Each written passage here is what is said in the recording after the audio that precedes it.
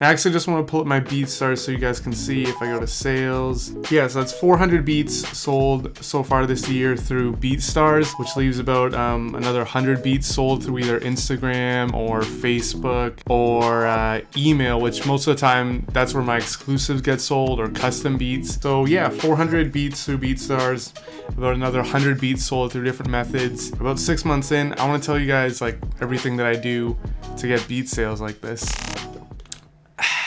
What's going on, guys? Welcome back to the channel. As you saw in the title, I want to show you guys how I've sold 500 beats so far this year. We're on the 6th month of the year. It's June 10th as I'm filming this video, and I have sold 513 beats so far this year. I actually just want to pull up my BeatStars so you guys can see if I go to sales. Yeah, so that's 400 beats sold so far this year through BeatStars, which leaves about another 100 beats sold through either Instagram or Facebook. You know, I wanted to make a video on this specific topic because I have been selling beats for over a decade now, but there's been some things, especially this past year, like with everything going on, right? Like at the beginning of the pandemic, I didn't know if this beat selling business would actually last through it. And this past year has been really strong, and I've learned a whole lot, and I've changed my mindset, and I've my mind has been open to different things that have helped me sell more beats throughout the course of this year and last year, and definitely going forward. So that's why I wanted to make a video about this. So the first thing that I really want to talk about that's really important is your online presence as a producer.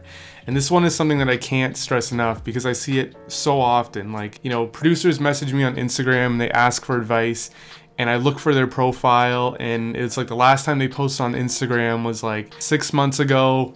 And it's like they don't post enough stuff online, right? The way I see it is that the more beats you post online, the more YouTube videos you post, the more Instagram videos you post, those are all more chances you have of people listening to your beats and then going to buy them from your website. Especially these days with, how much competition there is online, how many producers are uploading their stuff every single day. There's a lot of producers who do post beats every single day. So that's why if you're a producer starting out or just trying to sell more beats, trying to stay relevant like I am, you gotta post stuff all the time online. It's really a consistent grind sometimes. And for me personally, the platforms that I post on the most are YouTube and Instagram. And these I think are the two platforms, definitely for me, but I think they're the two most valuable platforms for any producer trying to post their beats online, get them heard, and get beat sales. For the past year, I've been posting both on Instagram and YouTube a couple times a week, especially Instagram. I've been hitting Instagram really hard, and if you guys follow me on there, you'll see I'm posting all the time, posting reels, posts, stories, always replying to people. And same with YouTube. YouTube has always been like a really strong platform to be on for my beat selling brand, and just all my beat sales in general have been really strong from YouTube. I also just want to throw a plug in this video that earlier this month, me and a good producer friend of mine, L. Williams Beats, we teamed up and we created an Instagram growth guide. And what this is basically a PDF strategy guide where we break down some of our most successful Instagram reels, and we talk about our strategy when it comes to reels on Instagram. And let me tell you guys, if you're a producer and you're not doing Instagram reels right now, you're missing a crazy big advantage. Like, it's such a big opportunity right now, and that's why we wanted to put this guide together and walk you guys through the process that we do on a really consistent daily basis. And we wanted to show you guys and help you guys out while this opportunity is strong. So if you guys are wanting to check out that Instagram growth guide, where it dives a little bit more into Instagram, some of the specifics and some specific examples, I'll leave a link in the description. I really recommend it. Like I said, it's a really big opportunity right now because 6 months from now, it might not be as good. But for the past year, I really started to focus more on Instagram and post stuff like reels consistently. And I've over doubled my engagement the past year. My posts are being seen by a lot more people. A lot more people are, commenting and messaging and following, and all that stuff leads to beat sales. And if I wasn't posting stuff on Instagram a couple times a week, every single day, that wouldn't have happened. So all this stuff leads to more beat sales, and that's why it's really important to have a really strong online presence. I can't stress that one enough. But also, while we're talking about like, you know, posting all your content online, making that strong presence, I want to talk about, you know, just the types of content, because us producers, we are in such a big advantage. I feel like, you know, the beats that we create, they don't cost too much to make, like other than, you know, your experience and your equipment. But it's not like we're making, you know, physical items like t-shirts where we have to order parts, pay for shipping, pay for printing, all stuff like that. Like, we're making digital items that, yeah, besides, you know, knowledge and experience and putting your soul into music, the beats are created pretty much like, you know, with you're not spending a lot on beats once you have like the knowledge of how to make beats and some equipment. Like, I can go make a beat right now and it'll cost me $0 to produce a new beat. So we are in such a strong like advantage, and that's why I feel like us producers selling beats, we are at a bigger advantage than like any other person trying to sell anything online. We're in probably one of the greatest industries out there, and that's what makes these digital files that we create so like useful. It's because it, you know, it doesn't cost anything to make. It's digital, and we can keep reusing and repurposing and reformatting this content. I'll give you guys a specific example. All right, let me pull up Instagram here, put on a screen recorder, show you guys what I mean. So as you can see on my posts, I definitely have a lot of stuff, right, that I've been working on. But I have this one reel on Instagram. You can see here, it got like over 1,000 likes, a ton of comments. I posted this just yesterday and it's got almost 13,000 views. And this specific reel is from a beat that I created probably almost 2 years ago now. It was a beat that I created, I posted it online, it got a lot of good feedback. I made a reel for it. I was showing you, you know, everything that was involved in this beat. I posted it, and it got, the first time I posted it like 2 years ago, it did really well. So I'm still like kind of reposting it just yesterday. I'm not reposting it like every single day, but if like, you know, a couple months goes by, I'll go back in kind of my catalog, and if so a post did really well, there's no problem with reposting content, right? I mentioned earlier in this video how my strategy with Instagram and YouTube is to post a couple times a week. I know as a producer, it's kind of a difficult thing to do, right? It's tough to post every single day if that's your goal. You might have a busy schedule, you might have beat block one day. It can be hard to post every single day, but if you go back into like beats that you made, you know, weeks ago, months ago, years ago, if you find a really good one, like one that, you know, people loved right away, had a couple beat sales, repurpose that content, make reels for it, repost those reels every couple months, every couple weeks, share the beat again. Just because a beat, you know, you posted like a month ago, 2 months ago, doesn't mean that all of your followers heard it. And this is something that I've learned like a lot recently.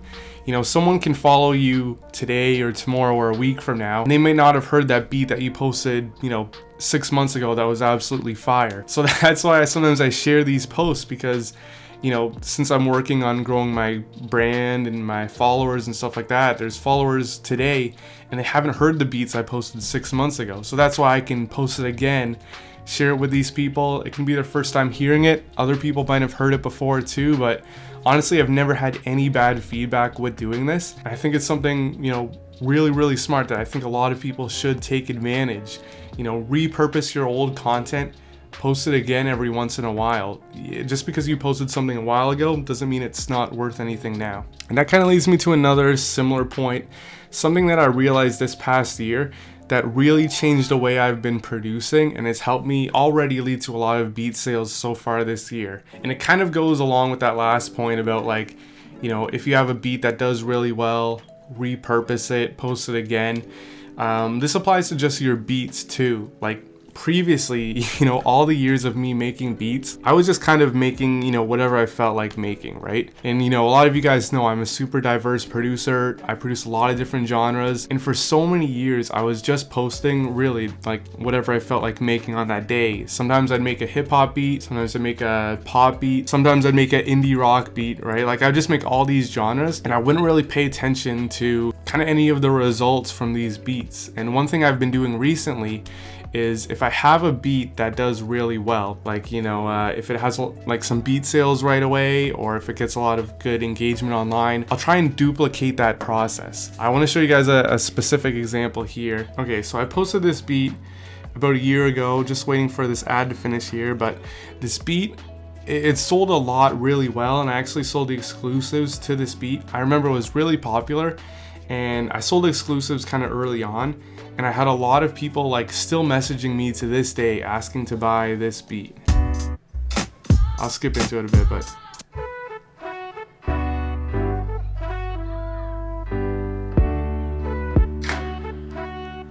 so I don't know, whatever you feel about this beat, for whatever reason, it was a really popular beat. So, and like I said, I sold exclusives, so it wasn't available, and I still had a lot of people messaging me about that beat, and I knew it was a hot beat. I wish I never sold the exclusives, but I just knew that it was a hot beat and people loved it, right? So after that, I started to make a couple more beats that were really similar, that had a similar vibe to it, whether it be the drums, the feeling, the chords, certain elements that people really liked. I started paying attention to these things really like closer than ever before, and I started like kind of duplicating this process. So like I said, that beat that I just showed you, that was like a really hot one that a lot of people liked. I started recreating it and posting more beats that were kind of similar. And you can see this one like took off, right? 8 months, over 200,000 views on it. I started posting like another kind of similar beats. And all these beats, like, they really sell well. And I feel like a good way to like kind of figure that out is to you know, if you are a person who's diverse as a listener like me, I produce whatever I feel like making. That's not a bad thing in the beginning, you know. Set yourself up being like super diverse. Post a lot of stuff online, like whatever you feel like making.